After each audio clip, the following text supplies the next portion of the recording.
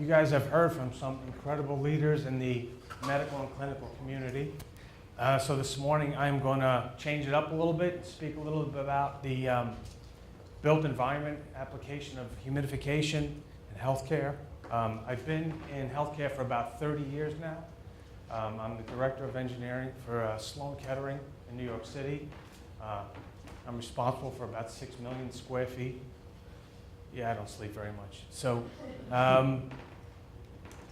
what I want to bring to the table today was how we design humidification systems. And I'm not going to get into the nuts and the bolts. I'm going to try and keep it a little high level. But we'll go through this slide, and my objective is to beat the clock. I will beat the 25 minutes, I promise you. I promise you. So a little bit about the campus. One of the things I want to talk to you about today is our laboratory medicine building. It's highlighted in red. This building, I'll get into it, finished up in 2017. In white is our main campus of about 4.5 million square feet. We have our David Koch Center, which is just being constructed now. It's going to finish in 2019. That's about 800,000 square feet. Our surgery center on the bottom right, that has 3 floors of surgery, one of them fully robotic. The Da Vinci robot we're using. So let me get into this a little bit with you guys. 2 of our research buildings that we're going to be looking to change up our humidification systems in. Rockefeller Research Building is a little bit older, obviously. It's about 350,000 square feet. Our Zuckerman Research Building is only about 12 or 14 years old. It's about 700,000 square feet. So we have about 1 million square feet of research just on the main campus, and that doesn't include off-campus. So this is a case study that I want to talk to you guys about. We put what's known new as an adiabatic humidification system. It's an alternate to clean steam generation. Both of them work fabulously. I'm going to show you the differences between the two. So this building is, we just finished this up in 2017. One of the goals of this building was to take all of our laboratory services off of the main campus to create space for other programs and consolidate it into one building. So it's about 90,000 square feet. I was told by senior leadership, this is a can't-fail building. Never tell an engineer just to go wild with design. So I call this Noah's Ark. I've got 2 of everything in this building. I've got 2 generators. One of them handles the entire building. Everything, soup to nuts. So it's 3 floors below, 6 above. They told me to design the crap out of this building, and by the way, it's got to be lead uranium. So the two of them really don't go together, but they do. So some of the highlighted features in here we have, of course, is our energy recovery. It's a once-through building. It's for you to send a once-through building out without recovering energy is totally detrimental. We don't do that these days. So everything we have in here is very high level. We have active chill beams in this building, and I think that's another new technology for healthcare. Not new in total, because they were using this in Europe, but this chill beam technology we put into this building here for energy. So I'm going to continue to go through this. One of the things that's important here, and I learned this from our architectural partners, is the glass. It's called frit glass, and if I'm not pronouncing it correctly, someone correct me. But frit glass, if you look at the dynamics of the structure, this is the south face of our building. And so the glass is angled at a point where wherever the sun is coming around on the south face, this glass has the ability to draw the sun in and bring it to the back of the building. So most of the day, when we have a sunny day, the lights are off in the lab. And I think this is probably, this is how it looks at night. Don't ask me where the lights are on at night. The neighbors hate us, absolutely hate us. So this is a model that we use. This is an architectural model. This is a section through the building. We have 3 below. The best representation that I could go through here is this is our Revit models, our energy model. So we're able to use this as a tool to fit everything within the building, but also for heat mapping. And if you are not familiar with heat mapping, that's where we're able to track where most of the heat load is in the building. And of course, with heat, is obviously high humidity levels. So we look at the building as a whole to see, do we actually need to provide tremendous amounts of humidification in areas that have high levels of humidity? Can we reuse it? Can we reallocate it? So here's what I would call this was a case study that we did in one of our mock-up areas. We had an OR built in one of our buildings, and it was not used for patients, but we simulated using HVAC systems and to create the relative humidity that we needed per the code in order to operate this space. So originally it was 30 to 60% in the ORs. We reduced it in our code to 20, and I'll explain there's a reason why we did that. I know it's not sitting well in this office and in this building, but so one of the things that we did was we built this OR, and we simulated use, and we looked at the amount of humidification that went into the building, into the space, so to speak. So one of the biggest uses of humidification obviously is ORs, our CPD off to the right a little bit, and of course burn units require the highest amount of humidification, based upon listening to our clinical professionals here about skin and the ability to heal and heal wounds. So what we did was, in this space, we ran it, we took levels of humidity in the environment, and then what we did is we tore down the inner walls of this space. And one of the things we looked at was an air barrier, an exterior wall. So if you look just to the right here, you'll see we have the brickwork of the outside of the building in theory. You have an air barrier, right? Then you have your vapor barrier. The vapor barrier was probably the most important component in this space.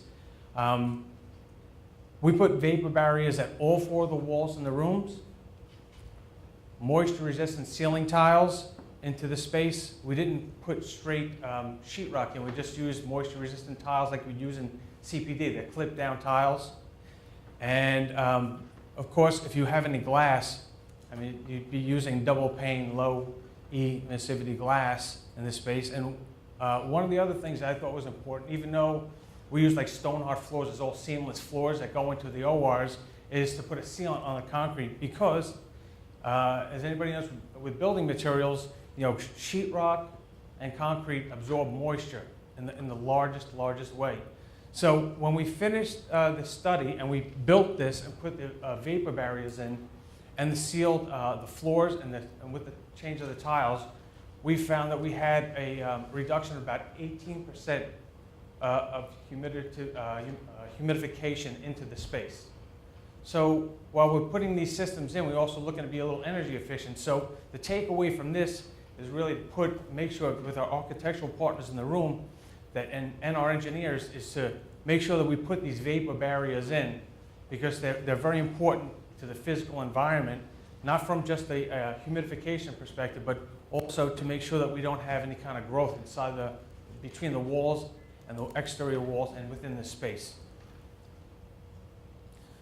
So I'm definitely not reading through this. There's a point of this here is I've been on the ASHRAE Standard 170 committee since 2006. And one of the things that I wanted to do was bring forward a new approach to humidification in healthcare. Up until 2008, there was only one way to go, is clean steam generation. And clean steam generation is fabulous. It works very well.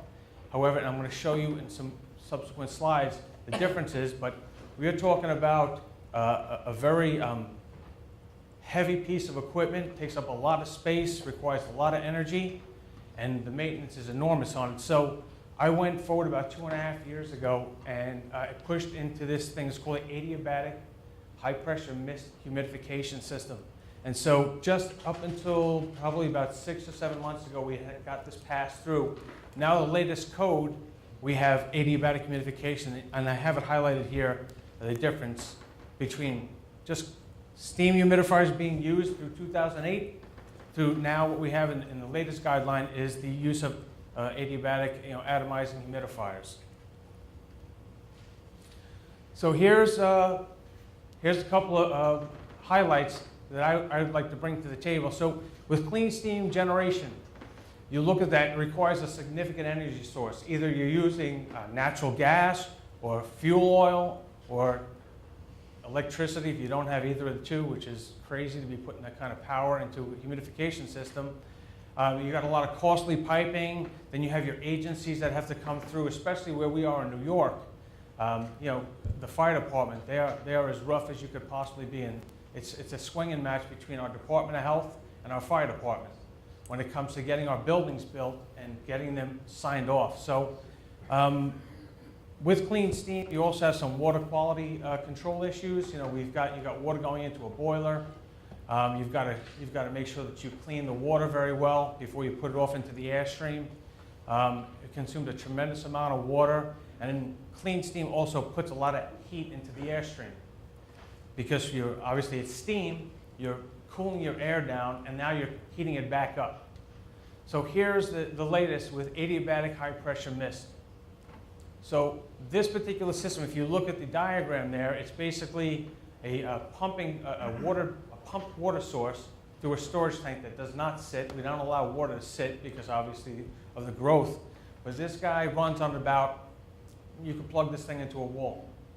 So you're talking about electricity and fuel oil for these clean steam generators.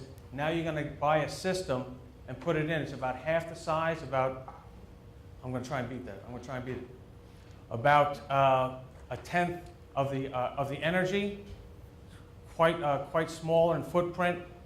We have UVGI, which we put into our standards so to kill off any pathogens, and the water consumption is reduced.